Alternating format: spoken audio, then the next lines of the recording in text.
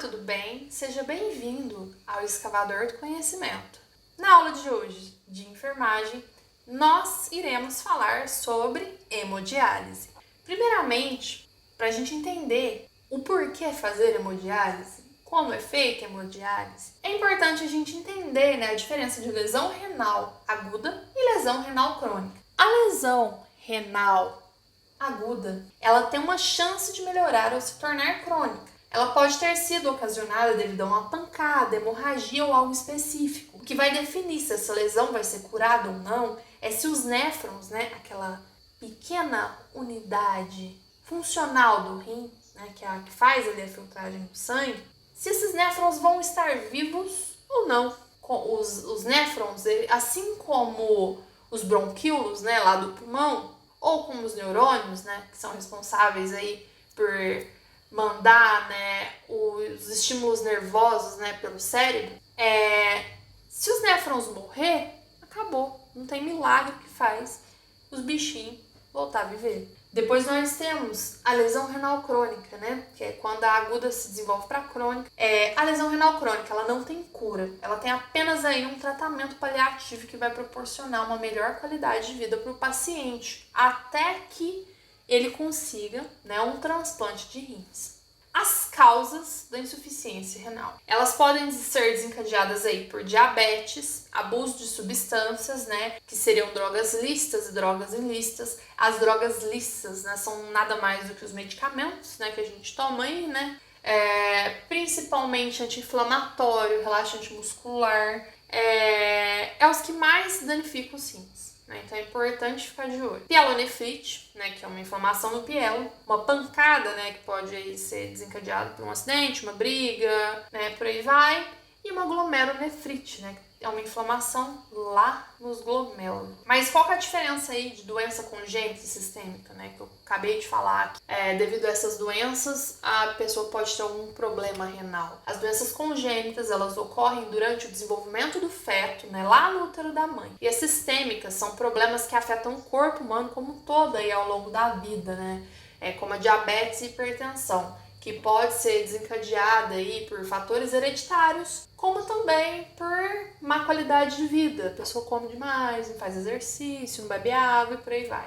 Vamos relembrar um pouquinho a última aula, sobre o sistema excretor urinário, para a gente poder seguir em frente. O sistema excretor urinário, ele é composto de 2 rins, Os rins têm a função de filtrar todo o sangue do organismo, Essa filtragem, ela vai ocorrer lá nos néfrons. Depois, esse sangue, que foi filtrado, ele volta a correr para o organismo, E o que vai ser excretado do sangue, excesso de líquidos, produtos tóxicos metabólicos e etc., vai virar urina e vai descer aí pelos ureteres. Então, os ureteres têm a função de condução. A bexiga, ela vai armazenar a urina, E essa urina, depois ela vai lá para a uretra e vai ser descartada, A uretra é função só de descartar. Lembrando que quando temos aí em torno de 300, 500 ml de urina, lá na bexiga, vai ser enviado um impulso, nervoso lá pro cérebro, e o cérebro vai dar o desejo, vai desencadear a vontade da pessoa ir lá fazer xixi,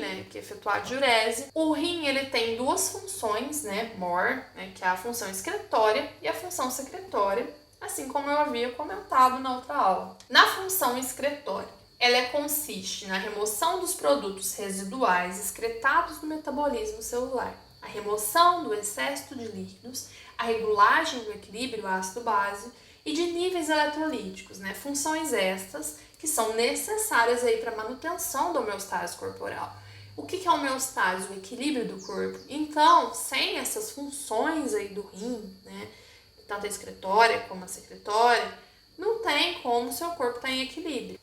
Entre as funções secretórias, O rim, ele tem a função aí hormonal, Ele vai secretar 3 hormônios diferentes, Que é o primeiro, a renina, que intervém na regulação da pressão arterial, a eritropoetina, que estimula a medula óssea na produção de eritrócitos, que são os glóbulos vermelhos, e a vitamina D, que vai ter a função de absorver o cálcio dos alimentos a nível do intestino para manter os níveis de cálcio normais no sangue. A insuficiência renal causa Edemas, que são inchaços causados pelo acúmulo de líquido, principalmente nas extremidades, né, braços, pernas e etc.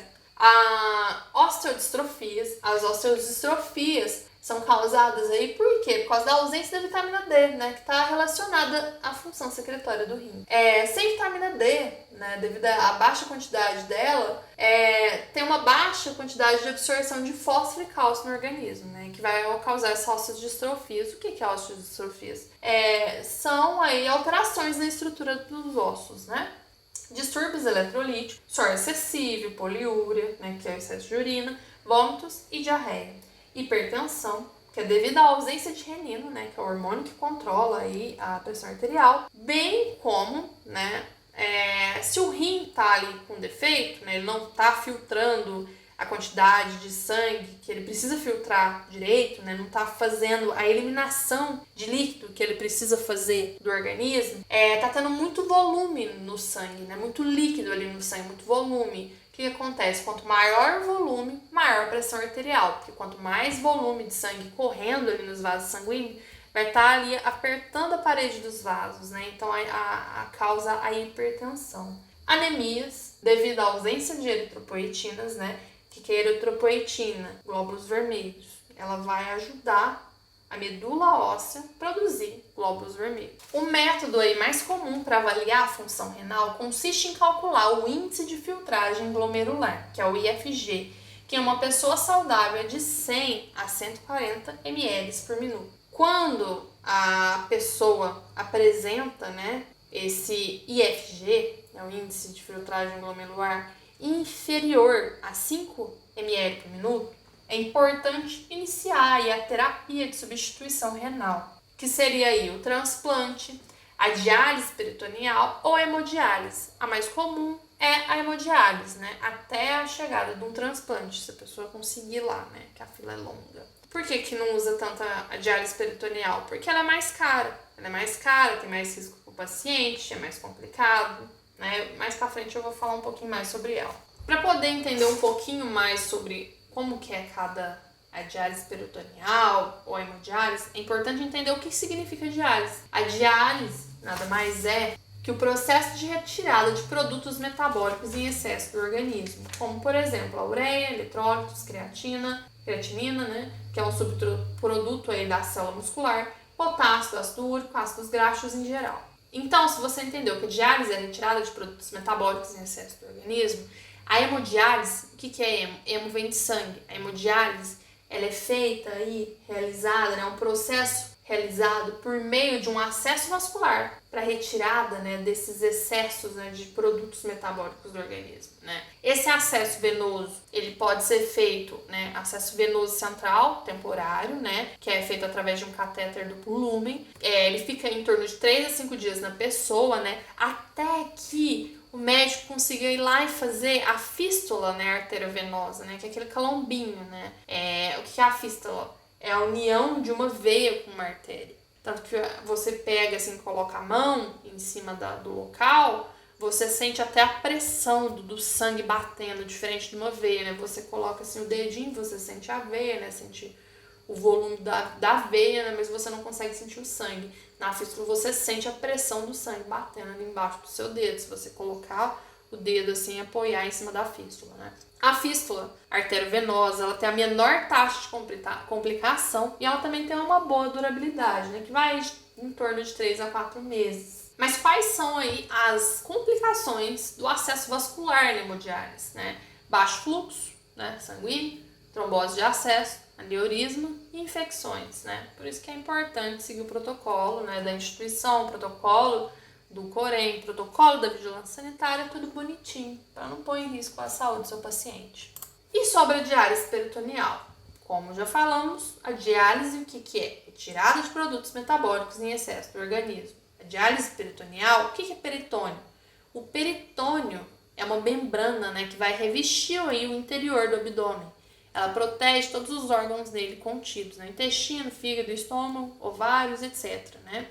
A diálise peritoneal, ela é feita através de um catéter localizado na barriga, né, da pessoa, que vai dar acesso a esse peritônio, né? Então imagina assim, enfia um tubo lá dentro da barriga para conseguir acessar o peritônio. Mas como é feita, então, a diálise peritoneal? Ela é feita, então, através de um catéter, né, pré-implantado, né, um catéter tipo Tecnohoff. Ele é infundido aí, normalmente, 2 litros de solução, né, de uma bolsa, né, de diálise, né, na cavidade abdominal, né, sendo que os resíduos existentes no sangue, que não foram infiltrados pelo rim, porque o rim está com problema, eles vão migrar para essa solução. Então, ele vai puxar ali através do quê? Dos capilares, né, pelo processo de infusão. Os capilares presentes ali no peritônio, né, que é uma região muito vascularizada, vai puxar esses tóxicos metabólicos, né, esses resíduos, né, do sangue, para o líquido da diálise. A pessoa vai ficar com esse líquido aí nela em torno de umas 6 horas, né, para poder fazer essa filtragem. Não pode passar do período, né, 6 horas, só que porém, assim, às vezes o médico passa outra prescrição, mas geralmente é de 6 em 6 horas. A pessoa não pode passar do período, né, porque o organismo passa a reabsorver, né, esses subprodutos, né, que estão ali, né, e vai causar problema, né, para a pessoa. Aí, após, né, esse período, né, dá início aí a drenagem desse líquido, né, que vai ser substituído aí por uma nova solução. Esse líquido ele vai ser drenado para uma outra bolsa. A bolsa parece uma bolsa de soro. Aí vai ser feito como? A bolsa ela vai ser colocada, né, abaixo do nível de inserção, né? Seria mais ou menos como um dreno. Vamos pensar na teoria do dreno. O dreno que funciona ali por gravidade. Aí coloca ali abaixo do nível de inserção. Aí esse líquido peritoneal, esse líquido que está lá no peritônio, né, ele vai descer, né, pelo catéter até lá a bolsa, né? Enquanto isso, né, um novo líquido vai ser colocado, né, após esse processo, para poder continuar fazendo a filtragem. Porque pensa, é a função do rim, né? Não tem outro jeito. A diálise peritoneal, a hemodiálise é o que o seu rim iria fazer naturalmente. Porém, devido a algum problema, não está conseguindo fazer, né? Então tem que fazer até o que fazer. Tá, então vamos falar um pouquinho aí sobre o capilar e a máquina de diálise. A máquina de diálise é essa grandona aqui, né, bonitona, caríssima. Ela é feita, então, com capilares, né? Os modernos, eles foram construídos na década de 60, com o objetivo de substituir a função excretora dos rins. Atualmente, o mais utilizado é o de fibras ocas. As características de um bom capilar são o desempenho, né, que é a eficiência dele na depuração do sangue, e a compatibilidade, né, que é não causar alergia, né, quando ocorre contato do sangue com a membrana. Ela constitui o componente vital dos capilares. Há também acoplado ao capilar a linha arterial e a linha venosa, formando o círculo sanguíneo extracorpóreo. O que o capilar é, gente? O capilar é o rim, né? Se você for parar para pensar. E a máquina de diálise é o resto do corpo, que vai aí fornecer ao capilar, o rim, o sangue necessário, né? Controlando todo esse processo. As funções da máquina de diálise podem ser divididas em 3 categorias. As funções básicas, né, que encarregam-se aí da circulação do sangue, do líquido dialisante através do capilar. As funções de segurança, né, que vai monitorizar e controlar todo o processo a fim de garantir ao paciente um tratamento seguro, desligando automaticamente do sistema através de dispositivos de alarme, caso excedam os limites pré-fixados pela máquina. Ou também as funções opcionais, que são adicionadas de acordo com as necessidades e características específicas do operador, né? O funcionamento da máquina, como que é? O sangue sai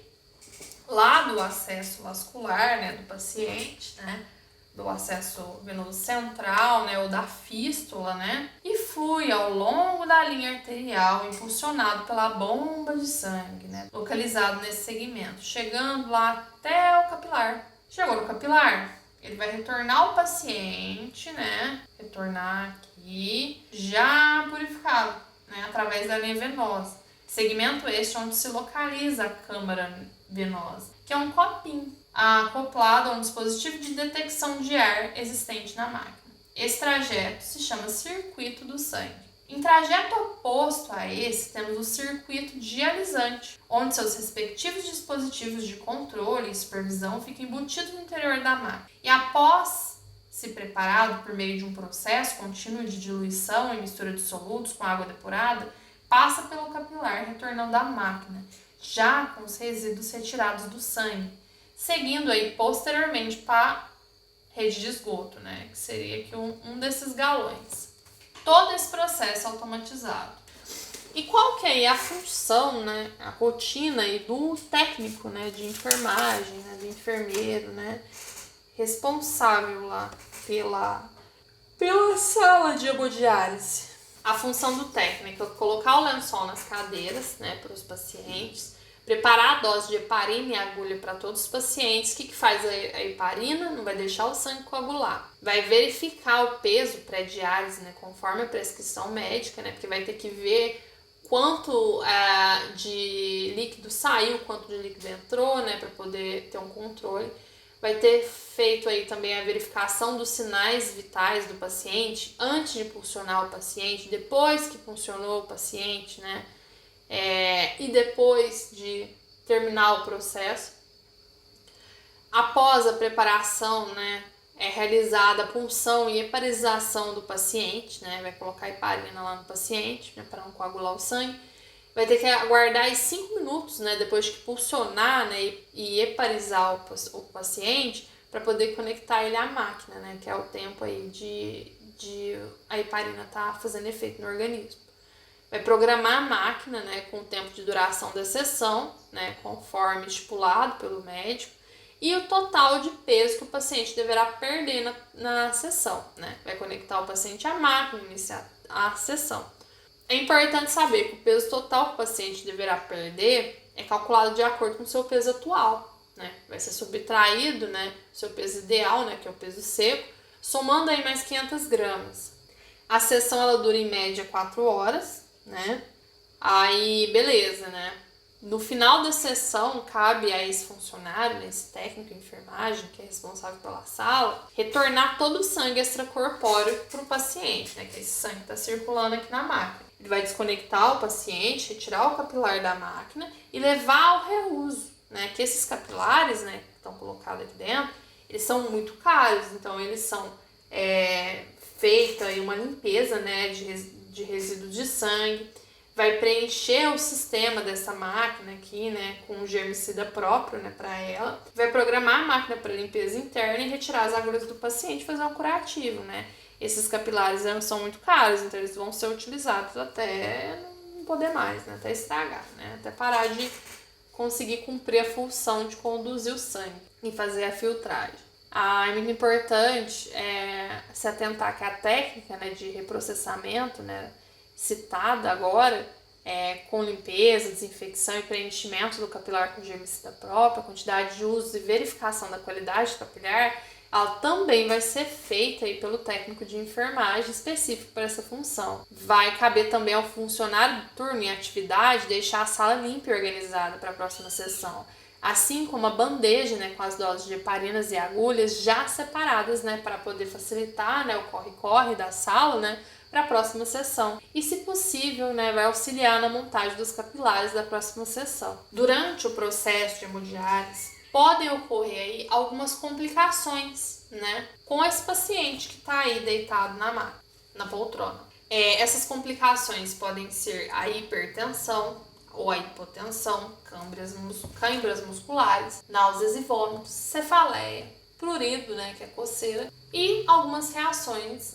ao capilar, hemólise também, né, embolia gasosa e arritmias. Se você assistiu essa aula até o fim, muito obrigado e até a próxima!